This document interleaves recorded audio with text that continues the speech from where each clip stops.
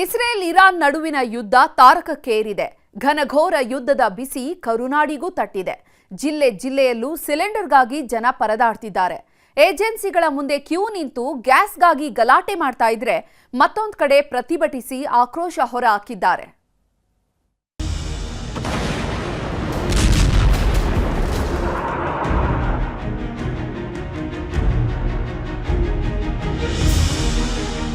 ಮಧ್ಯಪ್ರಾಚ್ಯದಲ್ಲಿ ತಾರಕಕ್ಕೇರಿದ ಯುದ್ಧದ ಜ್ವಾಲೆ ದಿನದಿಂದ ದಿನಕ್ಕೆ ಭೀಕರವಾಗ್ತಿದೆ.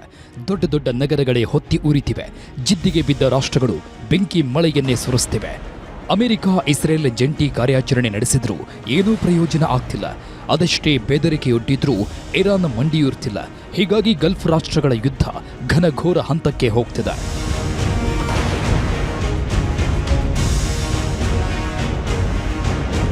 ಯುದ್ಧದ ಮಧ್ಯೆ ಹರ್ಮುಜ್ ಜಲಸಂಧಿ ಮೇಲೆ ಇರಾನ್ ಹಿಡಿತ ಸಾಧಿಸಿದೆ.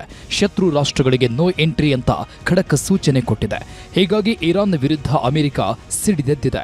ಡೊನಾಲ್ಡ್ ಟ್ರಂಪ್ 2 ದಿನಗಳ ಡೆಡ್ಲೈನ್ ಕೊಟ್ಟಿದ್ರು.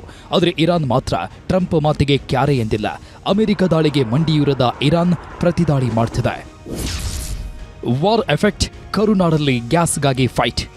ಇಸ್ರೇಲ್ ಇರಾನ್ ಘೋರ ಯುದ್ಧದಿಂದ ರಾಜ್ಯದಲ್ಲಿ ಸಿಲಿಂಡರ್ ಟ್ರಬಲ್ ಶುರುವಾಗಿದೆ. ಜಿಲ್ಲೆಯಲ್ಲೂ ಗ್ಯಾಸ್ಗಾಗಿ ಜನ ಪರದಾಡ್ತಿದ್ದಾರೆ. ಚಿತ್ರದುರ್ಗ ಜಿಲ್ಲೆಯ ಚಳ್ಳಕೆರೆಯಲ್ಲಿ ಸಿಲಿಂಡರ್ಗಾಗಿ ಜನ ಮುಗಿಬಿದ್ದಿದ್ದಾರೆ. ಗ್ಯಾಸ್ ಸಿಗಲ್ಲ ಅನ್ನೋ ಭಯದಲ್ಲಿ ಏಜೆನ್ಸಿಗಳ ಮುಂದೆ ಕ್ಯೂ ನಿಂತು ಪರದಾಡಿದ್ದಾರೆ. ಚಾಮರಾಜನಗರ ಜಿಲ್ಲೆಯಲ್ಲಿ ಕಮರ್ಷಿಯಲ್ ಗ್ಯಾಸ್ ಅಭಾವ ಎದುರಾಗಿದೆ. 100ಕ್ಕೂ ಹೆಚ್ಚು ಫಾಸ್ಟ್ ಫುಡ್ ಕೇಂದ್ರಗಳು, ಸಣ್ಣ ಹೋಟೆಲ್ಗಳು ಬಂದಾಗಿವೆ. ಆಹಾರ ತಯಾರಿಕೆ, ಸರಬರಾಜು ಕಾರ್ಮಿಕರಿಗೆ ಕೆಲಸ ಇಲ್ಲದೆ ಖಾಲಿ ಕೂರುವಂತಾಗಿದೆ. ಕೊಪ್ಪಳದಲ್ಲೂ ಮನೆ ಬಳಕೆ ಗ್ಯಾಸ್ ಸಿಲಿಂಡರ್ ಕೊರತೆ ಉಂಟಾಗಿ ಜನ ಪರದಾಡ್ತಿದ್ದಾರೆ. 3 ದಿನಗಳಿಂದ ಏಜೆನ್ಸಿ ಮುಂದೆ ಕಾದು ಕುಳಿತರೂ ಸಿಲಿಂಡರ್ ಸಿಗ್ತಿಲ್ವಂತೆ. ಹೀಗಾಗಿ ಜನ ಏಜೆನ್ಸಿ ವಿರುದ್ಧ ಆಕ್ರೋಶ ಹೊರಹಾಕಿದ್ದಾರೆ. ಬುಕ್ಕಿಂಗ್ ಮಾಡಿದ್ರೆ ಆದ್ಯತೆ ಕೊಡಬೇಕಂತ ಪ್ರಿಫರೆನ್ಸ್ ಮಾಡಿದ್ವಿ. ನಮ್ಮ ಕಂಪನಿ ಏನಿದೆ ಫಸ್ಟ್ ಇನ್ ಫಸ್ಟ್ ಔಟ್, ಯಾರು ಮೊದಲೇ ಬುಕ್ ಮಾಡಿದ್ರೆ ಅವ್ರಿಗೆ ಕೊಡಕ್ಕೆ ಪ್ರಿಫರೆನ್ಸ್ ಮಾಡ್ತಾ ಇದ್ದೀವಿ ಸರ್. ಇಮಿಡಿಯೇಟ್ ಸ್ಪಾಟ್ ಬುಕ್ಕಿಂಗ್ ಮಾಡಿದ್ರೆ ಭಾಳ ಕಷ್ಟ ಆಗುತ್ತೆ.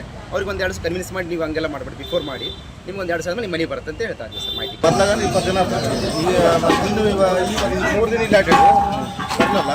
ಮತ್ತೆ 3 ದಿನ ಕರಿ ಕೊಡೋದು ಮೊದಲ ಊರಾಗ ಕೊಡ್ತಿದ್ರ ಸಮಸ್ಯೆ ಐತಿ. ಬೀದರ್ನಲ್ಲೂ ಗ್ಯಾಸ್ ಸಿಗದೆ ಭಾರಿ ಸಮಸ್ಯೆಯಾಗಿದೆ. ವಿಶೇಷ ಚೇತನರು ಸೇರಿದಂತೆ 15 ದಿನಗಳಿಂದ ಅಡುಗೆ ಅನಿಲಕ್ಕಾಗಿ ಜನ ಪರದಾಡ್ತಿದ್ದು ಸಮಸ್ಯೆ ಬಗೆಹರಿಸಿ ಅಂತ ಮನವಿ ಮಾಡಿಕೊಳ್ಳುತ್ತಿದ್ದಾರೆ. ಚಿಕ್ಕಮಗಳೂರಲ್ಲಿ ಸರ್ವರ್ ಸಮಸ್ಯೆಯಿಂದಾಗಿ ಗ್ಯಾಸ್ ಏಜೆನ್ಸಿ ಕ್ಲೋಸ್ ಮಾಡಿದ್ದಾರೆ. ಇಷ್ಟಕ್ಕೆ ರೊಚ್ಚಿಗೆದ್ದ ಗ್ರಾಹಕರು ಗಲಾಟೆ ಮಾಡಿ ಆಕ್ರೋಶ ಹೊರಹಾಕಿದ್ದಾರೆ. ಮನೆಯಲ್ಲಿ ಗ್ಯಾಸ್ ಇಲ್ಲ ಅಂತ ಏಜೆನ್ಸಿಯೊಳಗೆ ನುಗ್ಗಿ ಕಿಡಿಕಾರಿದ್ದಾರೆ.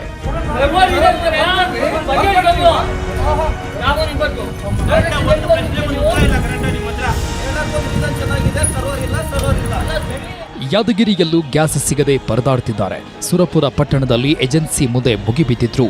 ಗಂಟೆಗಟ್ಟಲೆ ಕ್ಯೂ ನಿಂತರೂ ಸಿಲಿಂಡರ್ ಕೊಡ್ತಿಲ್ಲ ಅಂತ ಆಕ್ರೋಶ ಹೊರಹಾಕಿದ್ರು.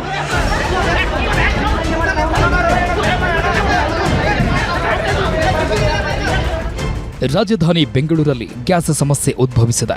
ಸಿಲಿಂಡರ್ ಸಿಗದೆ ಹೋಟೆಲ್ ಮಾಲೀಕರು ಸೌದೆ ಮೊರೆ ಹೋಗಿದ್ದಾರೆ. ಮಂಡ್ಯದಿಂದ ಸೌದೆ ತರಿಸಿ ಮಲ್ಲೇಶ್ವರಂ ದುರ್ಗಾ ಟಿಫಿನ್ ಸೆಂಟರ್ನಲ್ಲಿ ಅಡುಗೆ ತಯಾರಿಸಲಾಗ್ತಿದೆ.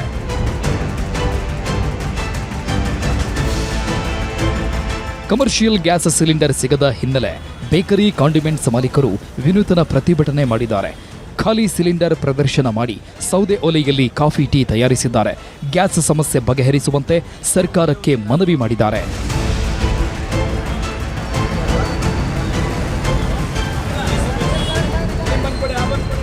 ಗ್ಯಾಸ್ ಸಿಲಿಂಡರ್ ಹಂಚಿಕೆ ತಾರತಮ್ಯ ಆಗ್ತಿದೆ.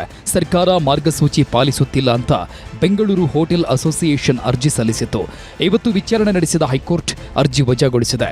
ನ್ಯಾಯಮೂರ್ತಿ ಸಚಿನ್ ಶಂಕರ್ ಮಗದುಂ ಅವರು ಆದೇಶಿಸಿದ್ದಾರೆ. ಸಿಲಿಂಡರ್ ಕೊರತೆ ವಿಚಾರಕ್ಕೆ ಮಾತನಾಡಿದ ಆಹಾರ ಸಚಿವ ಮುನಿಯಪ್ಪ, ರಾಜ್ಯಕ್ಕೆ ದಿನಕ್ಕೆ ಬೇಕಿರೋದು ಸುಮಾರು 50,000 ಸಿಲಿಂಡರ್. ಈಗ ಕೊಡ್ತಿರೋದು ಕೇವಲ 20% ಸಿಲಿಂಡರ್ ಅಷ್ಟೇ. ಬೇಡಿಕೆ ಇಟ್ಟಷ್ಟು ಪೂರೈಕೆ ಆಗಿಲ್ಲ ಅಂತ ಕೇಂದ್ರದ ವಿರುದ್ಧ ಅಸಮಾಧಾನ ಹೊರಹಾಕಿದ್ದಾರೆ. 1,000 ಯಾರಿಗೂ ಹಂಚ್ಕೊಳಕ್ಕಾಗಲ್ಲ. ಒಂದು ವಾರ 1000 ಸಿಲಿಂಡರ್ನ 10,000 ಮಾಡಿ ಇವತ್ತಿಗೆ 10,000 ಬಿಡುಗಡೆ ಮಾಡೋಣ ಅಂದ್ರೆ ಕೇಂದ್ರ ಸರ್ಕಾರನೇ ಒಳ್ಳೆ ಕೆಲಸ ಮಾಡಬೇಕು. 20% ಮಾಡಿದ್ರಿಂದ ನ್ಯಾಚುರಲ್ ಆಗಿ ಎವ್ರಿ ಡೇ 10,000 ಕೊಡ್ತಾರೆ. ಕಮರ್ಷಿಯಲ್ಗೆ ಪ್ರತಿ ದಿನ ಕೂಡ 10,000 ಕೊಡ್ತಾರೆ ನಾನು ಹೇಳಿದಂತ ಇವರಿಗೆಲ್ಲ. ಆದ್ರಿಂದ ಸದ್ಯಕ್ಕೆ ಸ್ವಲ್ಪ ಸುಧಾರಿಸಿದೆ. ಒಟ್ಟಾರೆ ಇಸ್ರೇಲ್ ಇರಾನ್ ಯುದ್ಧದಿಂದ ರಾಜ್ಯದಲ್ಲಿ ಜನ ಪರದಾಡುವಂತಾಗಿದ್ದು ಸರ್ಕಾರ ಗ್ಯಾಸ್ ಸಿಲಿಂಡರ್ ಸಮಸ್ಯೆ ಬಗೆಹರಿಸಬೇಕಿದೆ. Bureau report, news 18.